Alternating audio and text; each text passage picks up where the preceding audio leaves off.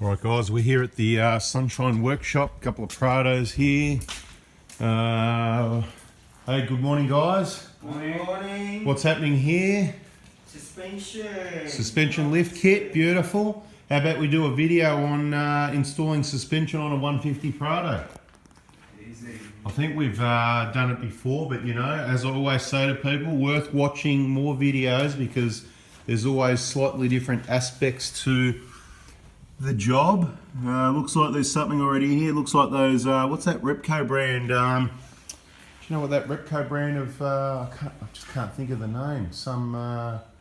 Anyway, we'll have a look at that. So it's got something in there, obviously not springs, it's sitting quite low.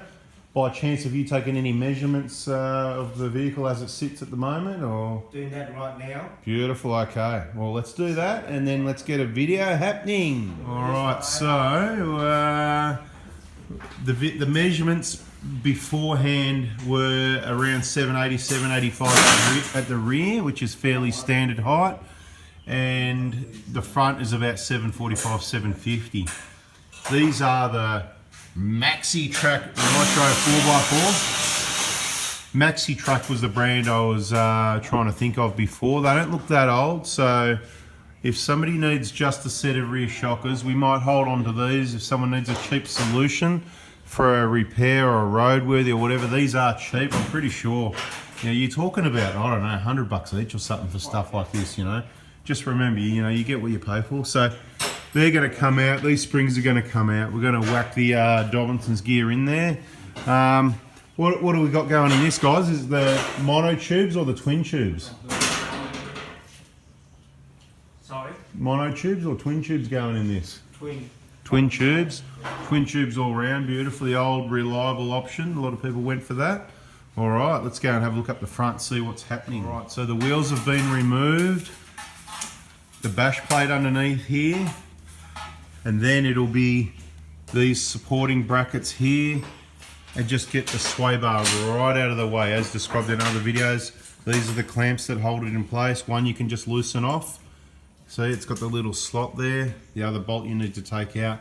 This has got a bit of corrosion. It's a ex-mine vehicle. You can see the old suspension, flogged, leaking, wet down to around about there. Please remind me of the kilometres on this vehicle. Approximately. Yeah, I think it's about 150, 160, isn't it? Yeah. Yeah, pretty sure, yeah. About 150, somewhere there, guys. So around the 150 range.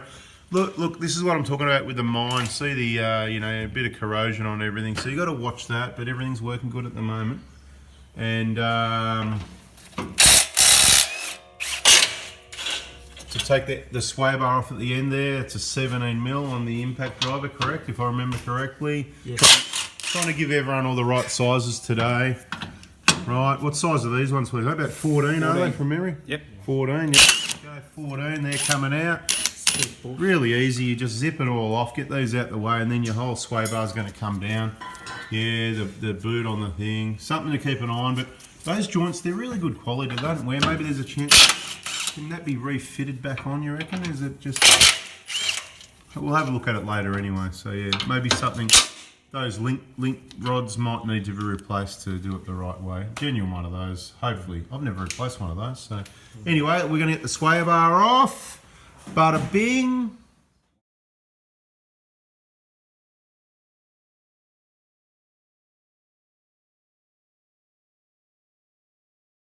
All right, so the sway bar's off. Now getting that split pin out, and the 17, oh, it's a 19mm, not a 17. See, I never get my sizes right. It's a 19mm, yeah, it's a 19mm. And get that nut, again with the impact drive is the easiest way. All right, look at these babies. This is what's going in. These are the rear shockers. Right, what are they? Oh, just trying to remember the number now. GS59701. We've been using these for many years. I'm really happy. That open length is absolutely perfect. I think they're a good balance. It's always a compromise with springs and shockers, and I think this is a really good balance where the comfort's right and the control's right also. And we've got the twin tube 700s in the front, as you can see. ready to go in. Been using these for many years, and I'll say most people, as you can see in our videos, you listen to them, not me, very happy with the ride and the control. We're using C59 302s for this one, more of a comfort and not too high, because that's depending on the use of the vehicle what we use. Now, just another little tip, all the Dobinsons springs have got this tag on the top, and it is like a waterproof type tag. Leave it there, because if for whatever reason you do have a problem with the spring, or you're not happy with the height, you want it high or low or whatever, or even if you didn't purchase it off me, you might be on our Prado crew group saying, oh, you know, I've got this and it's too high or it's too low or whatever. I'm going to say, what part number have you got? And this is what you need to look at. There's the number on the end of the tag, C59302. I hope you can read upside down. Anyway, and then for the rear cores, we're putting in the 327s. We like the 327s, the medium spring. Suits just about everyone. It's the most common choice. Split pins out. Just need to zip that nut off. So there's a couple of different ways here with the tie rod ends. Usually a good smack over there in the right spot. You can see the smack area, pops them out, but depends how hard you want to hit it. I like to give it a good smack and get it to pop out. I've used tools like this before and hasn't worked out. If these tools work, it means it's not really that hard to get out. No. Anyway, a bit of a spray. Release that a bit more. Right. A bit of pressure. And then go up as much as we can on that. Alright, apply the pressure first. And then we'll give it a smack. Double whammy. You should be able to just pop it out with this. This looks like a very good quality. You know what brand this one is? Toledo. Toledo? Okay. I'm pretty sure I've wrecked a Toledo one before. Can't be St. Anthony yet.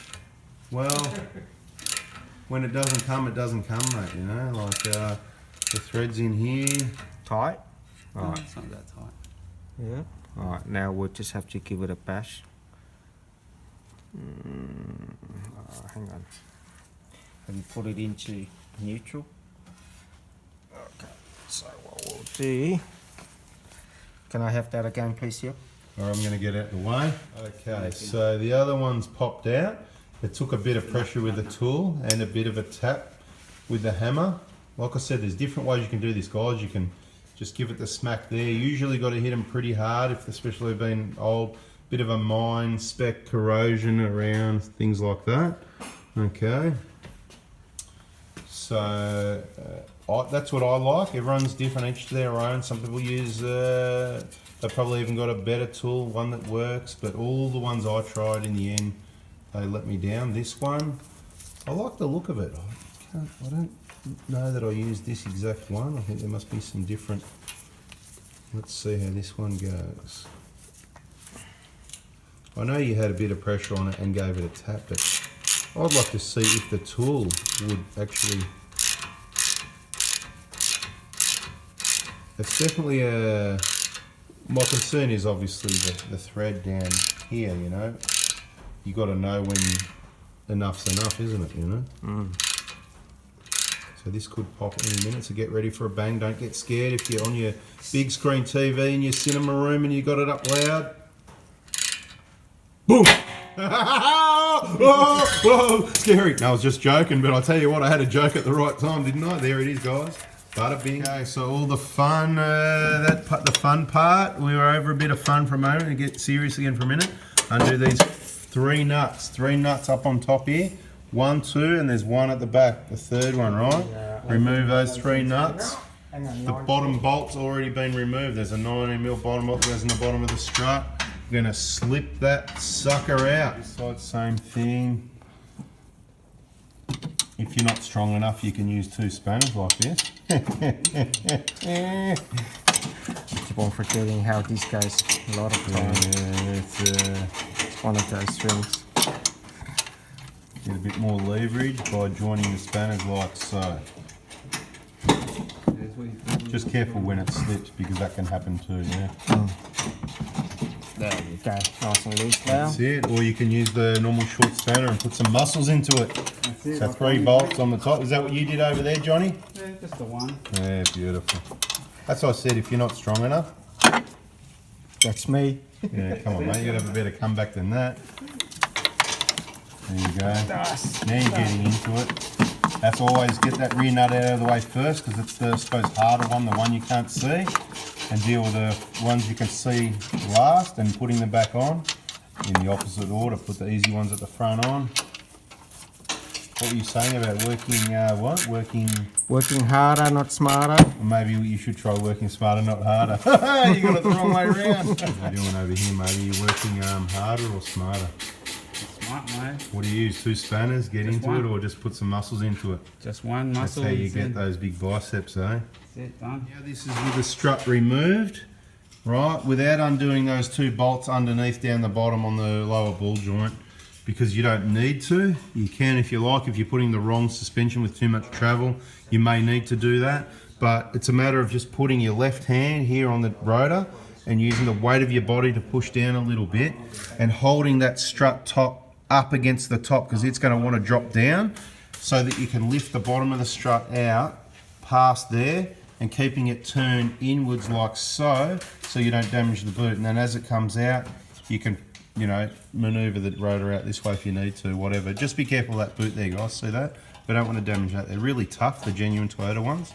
That's why we recommend only genuine Toyota drive shafts. But she's out now. We're going to have to go to the spring compressor, disassemble that to reuse that top hat. Now, if you purchase suspension from me, I can arrange to have it delivered to your door anywhere in Australia, and that includes assembled with the top hats on, if you like, if you're doing it yourself. If you're taking it somewhere for installation, order it without the top hats, without it being assembled, because they're going to cost you money plus labour to assemble it. You're looking at around a couple $100 extra between the top hats and the labour. So there's no point paying that if you're going to take it somewhere and pay to get it installed, because you're saving them a bit of work, but you know what? It's not much work and they can reuse the top hats, all right? So let's be clear. If you're taking it somewhere for installation, right, don't order it assembled. If you're installing it yourself and you haven't got a spring compressor, you just want it all done and so it's safe, then order it assembled. All right, hope that helps. Let's go to the spring compressor. Okay, so here we are over at the spring compressor, Brainic 7400, professionally done without damaging the spring, right? As I demonstrated before, the way we do it, the bottom goes on the spring, they're all adjusted nice and even. We take the time to get it all nice and square for safety and for your spring, okay? All these nice even lengths, all 3 compressing. We go on the top hat because it's nice even pressure and we're compressing more of the spring. Not that we care about this spring because it's the old one anyway, it's going to go scrap metal. Right, and we just need to go to there. You can see the bottom of the spring, the strut's hanging out like that, right? Bang, right? So now what we can do is we're going to undo that top nut, bada bing. That's it, mate. Some people like to get their rattle guns onto here and zoop, zoop, zoop, zoop. But you know what? We just like to just keep it under control. It's not hard to do it this way. And just about there, sometimes we want to put the clip on the spring so the strut doesn't fall out. And sometimes we forget and it falls out, doesn't matter. Whoops, there we go. Probably don't need the shifter anymore anyway. So, oh yeah, maybe a little bit. All right. Anyway, we're going to get this off and let's get the new one together.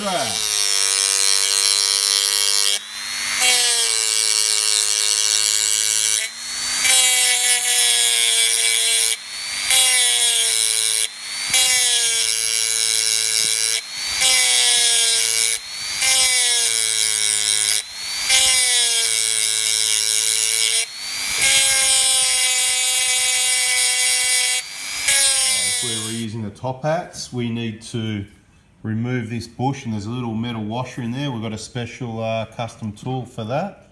Just had a fresh coat of Dobinsons paint.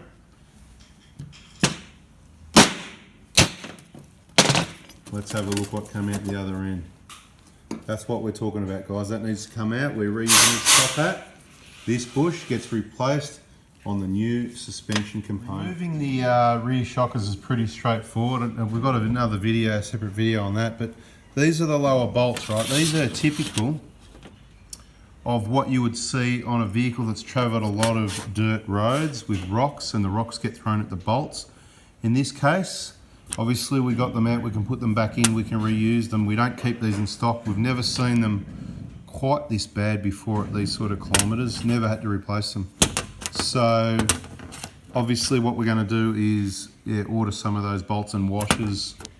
Probably come as one, I'd say, the bolt and washer assembly, and replace those. So that's something that needs to be replaced probably every now and then. We notice on our own vehicles from lots of dirt roads, they do get damaged. These ones are quite bad. I don't know how well you can see that, but anyway. So we've got the new spring in the spring compressor with only the amount of pressure required to install into the coil over setup.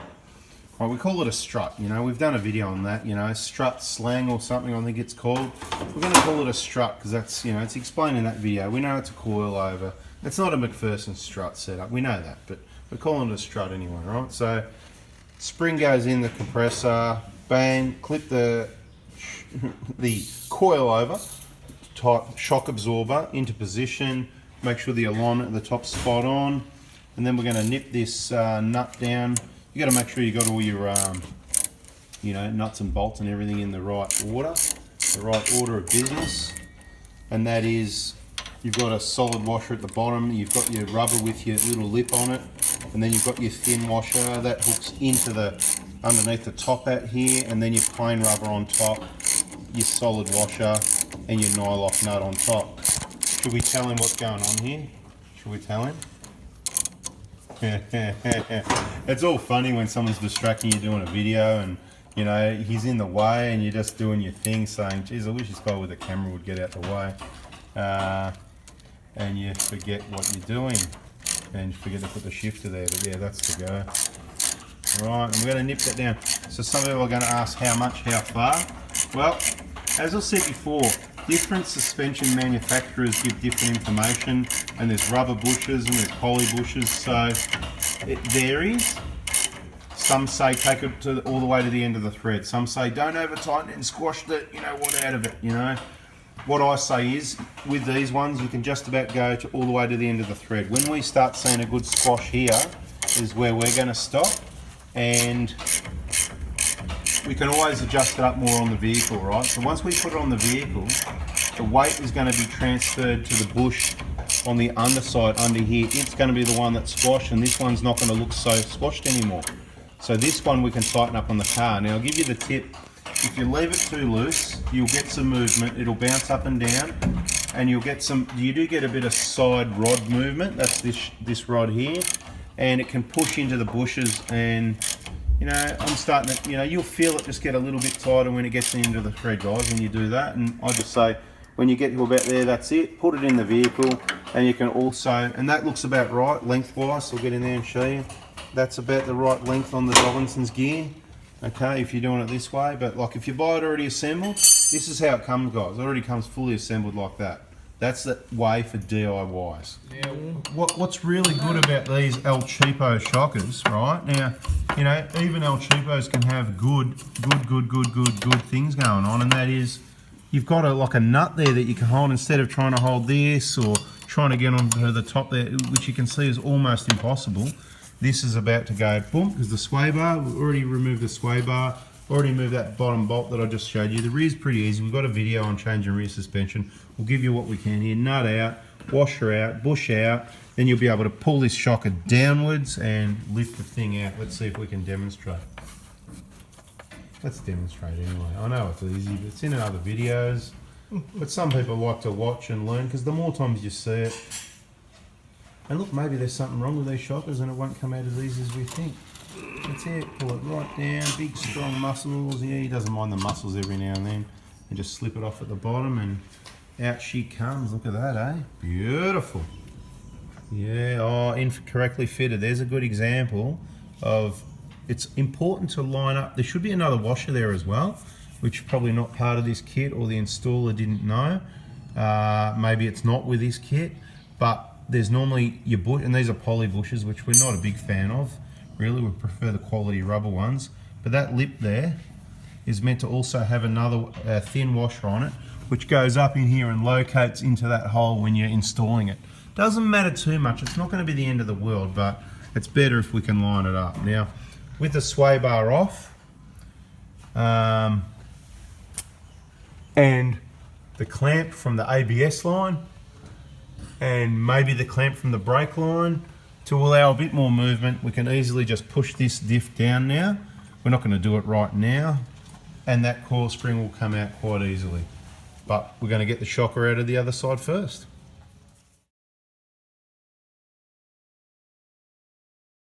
Alright, same thing at the other side, you know, bang in the spring compressor, removing that. Boring, boring, boring, we won't bore you any longer. Same thing over this side here, taking the top nut off. This is the rear shockers now, that's where we are. Rear shockers, taking, well, you got to get 2 fingers in there and sort of carefully lift it up and down. And drop it, and it ends up sometimes down on the, fall out on the bottom, oh nice, yeah. And sometimes it ends up in that fuel tank guard, whatever, so. And then same thing, using the muscles, compressing that shock absorber down, and slipping it off the shaft at the bottom. It's coming back up. It's a little bit stuck. And then we'll grab that bush and washer out from there too. As it turns out, this shaft's also a little bit burred over, but it'll come off. Bit of cleaning, bit of CRC. I'm going to blame poor quality shock absorbers. So the shocker came off and the sleeve stayed on. So we're going to work this and get it off now. A little bit of extra work involved. Oh yeah, so we've got the new one in again. It's all lined up beautifully. And we're doing the nut up like last time. I'm not going to show you again. Boring, boring, boring.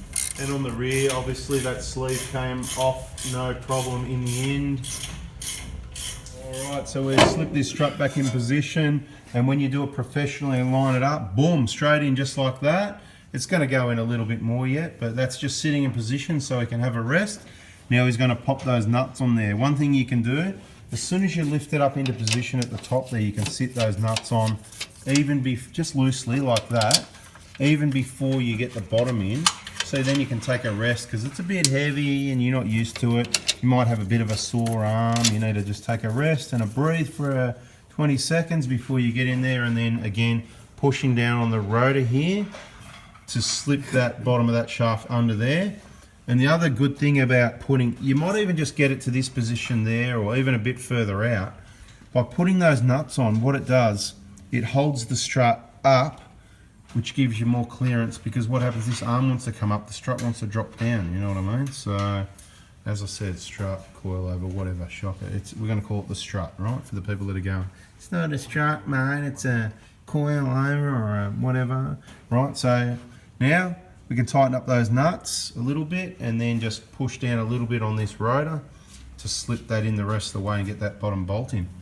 Ready to put the other one in. Here it goes, just lift it up there carefully. The main thing is try not to scratch it, you know, best as possible. You know, it's not always possible to get things in clean, but just gently maneuvering in position at the bottom. Once it gets there, you can get, if you've got a nut handy, just set it on there, and then you can, we're just demonstrating, you know, the other way.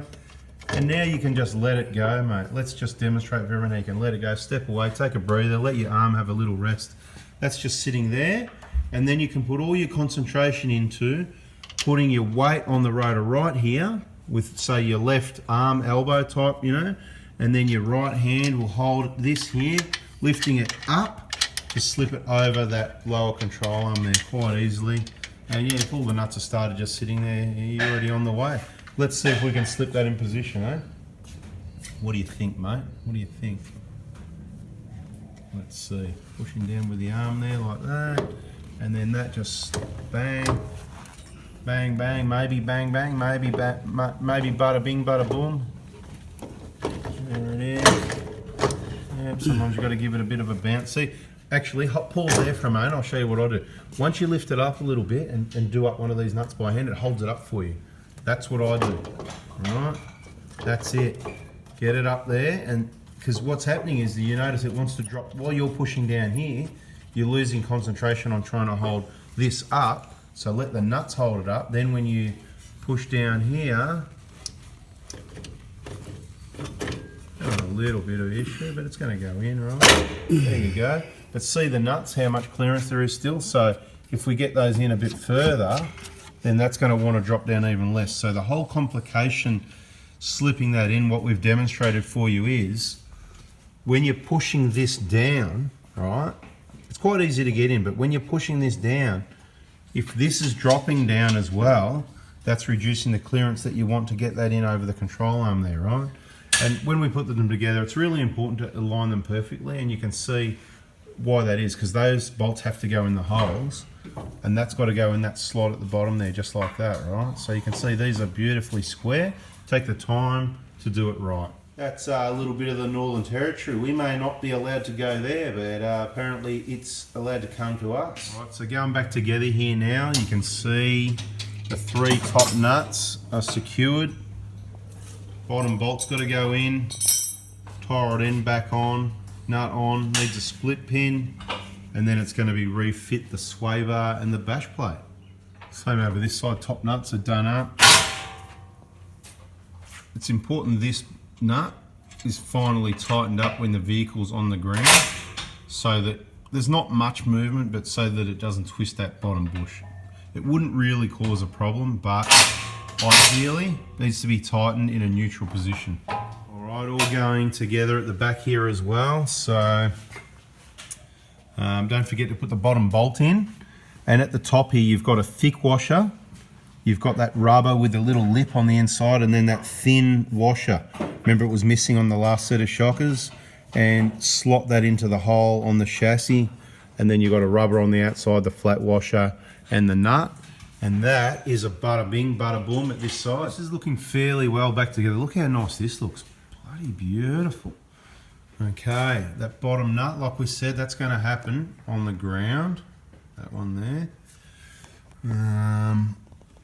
Split pins in, bash plates and everything's back on. Same order we took it off. So, bada bing. That is bada bing, bada boom. Getting the sway bar back on. Bit of a pull and hook it in there. You got a bit of muscle. Sometimes you can just, you're trying to do it without jacking the diff up. That's another way to do it. I reckon just the pull bouncing is the most easiest way for the people at home, because they'll be laying on the floor. They can use their body weight and just kind of go. Nah. Not happening? Not happening. Alright, so you just put the jack under the diff a little bit for those at home, and that'll reduce the distance from the sway bar to just hook those 2 hooks over the end of the diff here. And this is all now just about done. All the nice new coils are in there. 327s at the rear. The shockers, the bolt at the top. Don't forget the nut at the top, the bolt at the bottom. Beautiful. Alright, look at that, beautiful. Just on a visual, looks like a really good height. That's what you want, a nice amount of lift to get the underbody of the vehicle and the fuel tanks up off the ground, and the front looks nice too. Not too high, not too low. Without a measurement, that looks just right. But let's take it for a drive and tighten up those lower struts and have a quick check over, and then we'll take a measurement so everybody can see what the results are with these part numbers. So here's some of the old assorted suspension springs and stuff.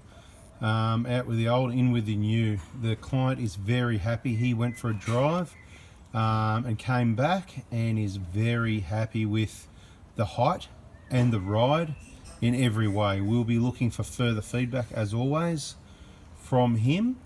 If you got something out of this video, please remember, if you can, subscribe, turn the bell on and give us a thumbs up. And if you do need any Dobinsons suspension, I can help you out with that kit delivered directly to your door for your own DIY installation, or we can usually recommend installers in most areas. Well guys, thanks for watching. Catch you later.